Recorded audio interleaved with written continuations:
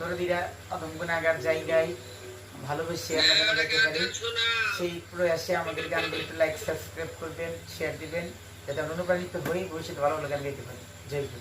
জয় গুরু। সাধু, আপনি কিছু বলেন।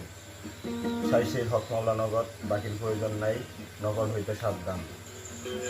নকল সাধুয়ে দেশ ভরে গেছে, তো আমরা চাইতাছি অরিজিনাল সাধুগুরু বৈষ্ণব যারা আছে এদেরকে বের কইরা ইউটিউব জগতে ঢুকানোর চেষ্টা। এই যে অরিজিনাল সাধু, অরিজিনাল নগদ, বাকির কোনো কারবার নাই, নগদে বিশ্বাসী। এখানে কোনো অশ্লীলতার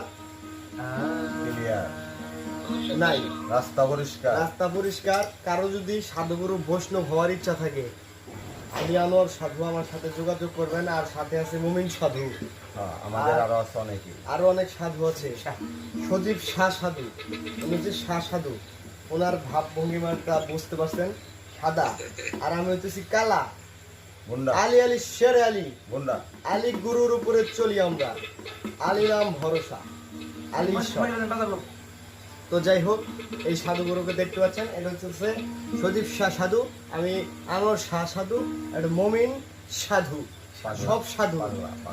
মমিন পাগলা, উনি পাগলা টাইটেল বাইছা নিছে কেন, এটা নিয়ে পরে এক সময় আলোচনা করবো যে পাগল টাইটেলটা উনি কেন বাইছা নিছে। আর আমরা সবাই সাধু হইতে চাই, শাহ সাধু, সিদ্দিকী টাইটেল চাই, কিন্তু উনি কেন পাগল টাইটেল চাইলো? হক মাওলা পাগল, হক মাওলা পাগল, নগদ মানে স্রষ্টা সৃষ্টির প্রেমে পাগল, তাই না? এই সুবাদে উনি হয়েছে মাওলা পাগল। যাই হোক, এই পাগল সম্পর্কে আরেকদিন আলোচনা করব। আজকের মতো এখানে বিদায়। গান হবে, সবাই শুনতে পারবেন। আর অরিজিনাল যে সাধুগুরু গুলো আছে এদেরকে আমরা নিয়ে একটা সময় বসমু, সাধুর একটা আসর দেওয়া হবে, সেইখানে অনেক সাধুগুরু বৈষ্ণব আসবে। তো আইসা আমাদেরকে অনেক সাধু তত্ত্বের কথাগুলো শোনানো হবে, আপনারা অনেকেই শুনতে পারবেন।